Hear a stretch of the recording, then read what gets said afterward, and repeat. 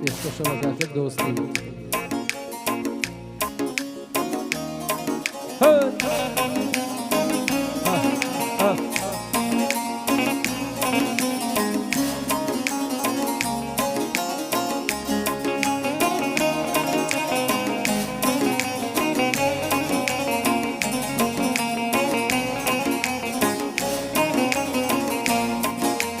قل قل أوشيا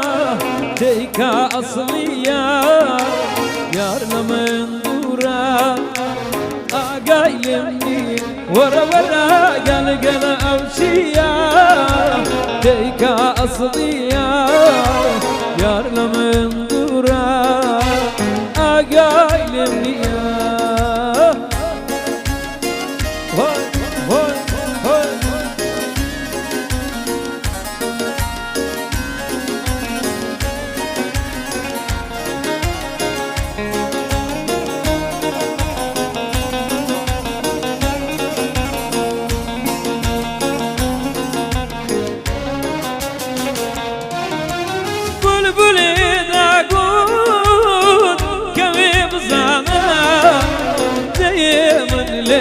بصمامو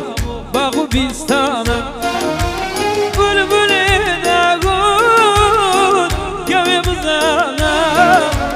دايما لازم كرادوس باغو بيستانا واي واي قال قال اوتيا تيكا اصليا يار لمن دورا قايلني ورا ورا قال قال اوتيا تيكا أصليا يار من دورا أقايلني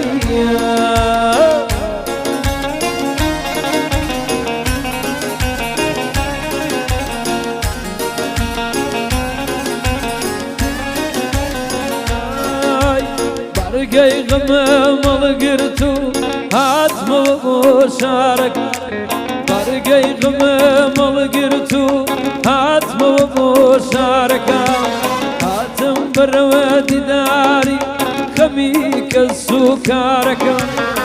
وما وشي بصوت دايك دل صوتا وكا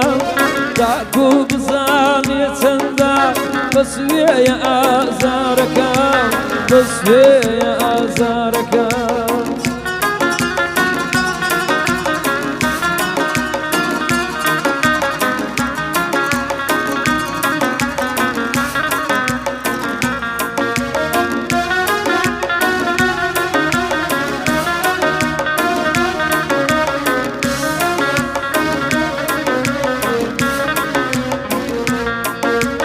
ظلم برسخانة يا سريم بفريزستانة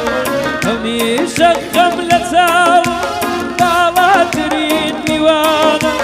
وقبال ليلانا واس تروا بينا ونشانا تنشيرينا كدالي من قلبي كرد برقي غمام القرتو هاتمو مشاركة برقي غمام القرتو هاتمو مشاركة هاتم براودي داري خبيك السكاركة وما وشي بصوت دايك دل صوتا وكا هاتم بزاني تندا بس ويا آزاركا بس ويا آزاركا